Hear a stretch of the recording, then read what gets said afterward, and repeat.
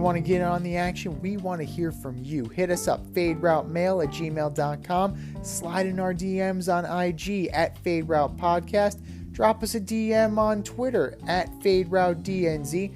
Comment on our YouTube channel, The Fade Route with DNZ. Questions, comments, picks, segment suggestions, you name it, we want to hear from you. Get at us, in crowd.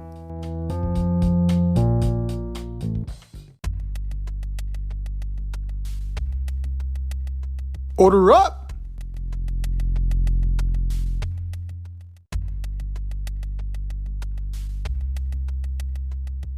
We continue with our division by division breakdown of this NFL season. It is time for us to order up. Order up, order up.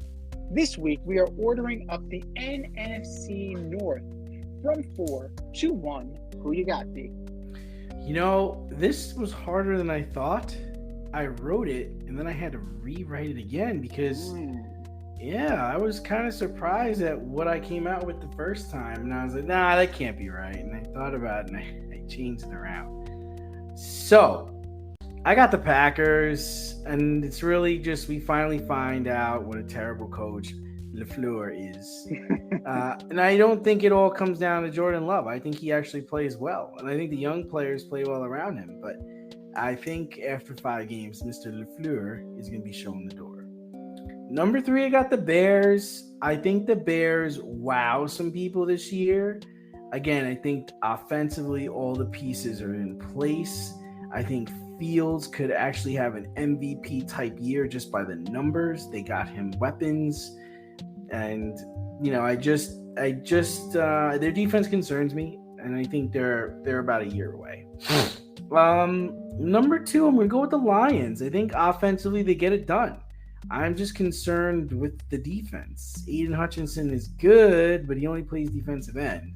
But Jared Goff's been to a Super Bowl. Montgomery's a good running back. Amon-Ra St. Brown is a good wide receiver.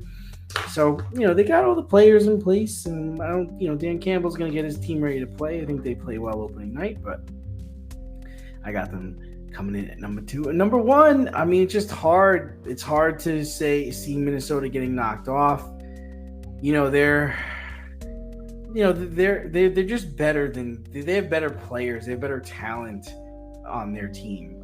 Justin Jefferson's probably the best wide receiver in the league. Kirk Cousins serviceable, but you have to imagine that at some point they're gonna get there, right? At some point they're gonna get to the NFC Championship game. They're gonna get to a Super Bowl. They have to. So I'm just gonna say, they have a good year this year, and so I got them winning the division. That's fair. That's very fair. We agree on the Packers. They made no real changes other than they shipped 8 out of town and they handed the keys to Jordan Love. It's pretty much the same offense, except Tunyon's gone. Right? You have Watson, Dobbs. God, I hope that's not true. I hope he's not running the same offense he was running with Aaron. God, I hope not. That's not smart. It's pretty bad. Like that, the cupboard is bare. This is, if I look at this team, it's just not smart, man. Yeah, I would say this is a running team. If I'm looking at these collections of wide receivers, and I'm looking at Dillon and Jones, those are the 2 backs. Those are the 2 guys that are going to take me to the promised land, and that's not good enough. Because I'm going to stack 8 in a box, and I'm going to make Jordan Love beat me. And I don't think he can. That's the thing. They're talking about how, we need to see half a season of Jordan Love before we can really evaluate him. You see him every day in practice. So I think you know what he is. Let's see. I'm willing to give him the benefit of the doubt because there's really nobody else on that team. But the Packers are definitely in last place in that division. 3rd place, I'm going to shock you. I'm taking the Vikings. Okay. Madison, I don't know if he's an every down back. The guys behind him, I don't know if they're ready to go. Now, this might be a brilliant tactic by Dalvin Cook. See how bad they are without me, and then just waltz back in through that door. It could very well be the case. It could be hubris on the part of the Vikings. Jefferson, is really the only wideout. Jordan Addison and KJ Osborne are okay. They need to step up this year, right? Because Adam Thielen is no longer there. They need to be the guy. One of them has to prove they can be a number 2 because Jalen Reagor isn't. They brought in N'Keal Harry. He sure as hell isn't. N'Keal Harry's lucky if he plays this year. So Jefferson is clearly a 1. Who's his 2? Don't know. Like TJ Hawkinson, he's good. Now there's tape on this Vikings team. They were a huge disappointment last year. They got knocked out by the Giants. Let's not forget that. The Giants beat them and beat them up. So there's a blueprint on how to beat this team and how to beat Kevin O'Connell's offense. Now, Zadarius Smith is gone, right? Danielle Hunter is still there.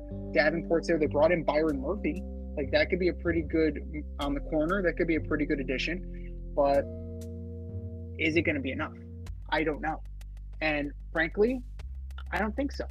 So Vikings at 3. Number 2, the Bears.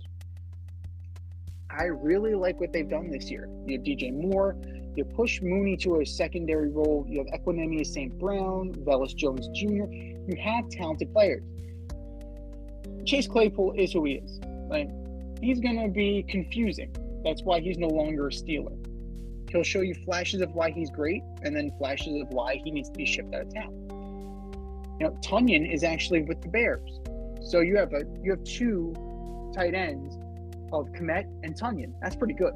And then you throw in Mercedes Lewis as a 3rd tight end option, and all of a sudden Justin Fields has some pretty damn good weapons to complement Khalil Herbert and Dante Foreman. The question is defense. You brought in Ngakoue. You have Tremaine Edmonds. You have Eddie Jackson still there. Is it going to be enough? Is it going to be enough on defense? Offense, it looks like they're going to be there.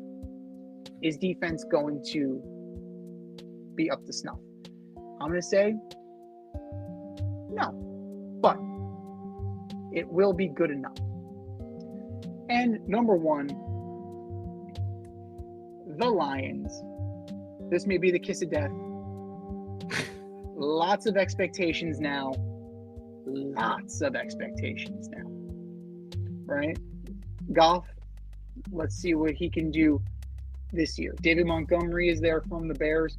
How is he going to do? They've drafted Jahmyr Gibbs. How's that going to work out? St. Brown. Last year, he caught people by surprise. Let's see if he can do that again. Marvin Jones is Marvin Jones, right? I trust him. Marvin Jones is old reliable. I'm not just saying that because he's old. Denzel Mims, they got him. What is Denzel Mims? I don't know. Who is he? I root for that guy. I do too, because the Jets did him dirty. I don't know what he does. He doesn't play special teams. He barely touched the field. I don't know who he is as a player. Like, what is he? The saving grace is that in 6 games you're going to get Jameson Williams back. But he's been dropping balls left and right in practice. Yes, practice in training camp. I understand. But dropping balls is dropping balls. You definitely need to be concerned about that. And then another year of that defense, which was merely okay. It was merely okay. The Lions were an offensive team last year. Coach Campbell is a great motivator. Like, I would run through a wall for that guy, mostly because I'd be running away from him because he's nuts. But they're talented enough. They need a little bit more on defense. They need a better, stronger defensive effort. And I think they'll be able to take home the NFC North this season. Thanks for listening to this episode of our podcast. If you like what you heard and want to hear more, be sure to like and subscribe on your favorite podcast platform. Rate us 5 stars, leave us a review, turn on subscription notifications, and tell your friends. Spread the word, spread it wide.